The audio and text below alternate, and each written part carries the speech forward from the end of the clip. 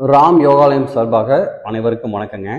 தினம் ஒரு முத்திரை பயிற்சியில இன்னைக்கு நம்ம பார்க்கக்கூடிய முத்திரை பார்த்தீங்கன்னா பிராண முத்திரை அப்படிங்கக்கூடிய ஒரு முத்திரை நம்ம பார்க்க போறோங்க. அதாவது பிராணசக்தி அப்படிங்கிறது தான் நம்முடைய உடலில் இருக்கக்கூடிய உறுப்புகளுக்கு இயக்கமாக இருந்து ஒரு நல்ல ஒரு எனர்ஜி கொடுக்கக்கூடியது இந்த பிராணம் அப்படின்னாலே காத்துங்க. இந்த பிராண முத்திரை பண்றதுனால நம்மளுக்கு என்னென்ன பலன்கள் அப்படின்னு பார்த்தீங்கன்னா, முதல்ல நரம்புகளை வலிமைப்படுத்தும்.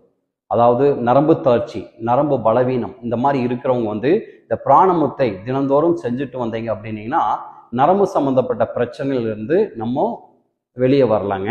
இந்த முத்திரை எப்படி பண்ணலாம் அப்படிங்கிறத இன்னைக்கு நம்ம பார்க்க போறோம். அதாவது பார்த்தீங்கன்னா ஒரு விரிப்புல நிமிர்ந்து உட்காந்துக்கலாம், இல்லைன்னா சேர்ல உட்காந்துக்கலாங்க.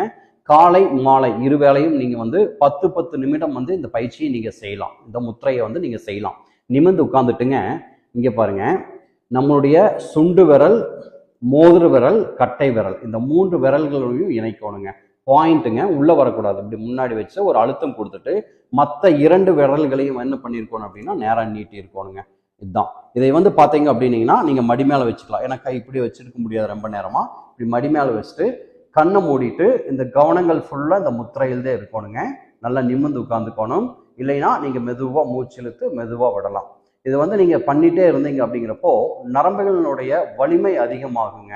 இது நீங்க காலை மாலை ஏதோ ஒரு டயத்துல ஒரு 10 நிமிடம் தினந்தோறும் நீங்க செஞ்சுட்டு இருந்தீங்கன்னா இதனுடைய பலன்கள் ரொம்ப அதிகம்ங்க. மீண்டும் நாளை சந்திப்போம். நன்றி, வணக்கம்.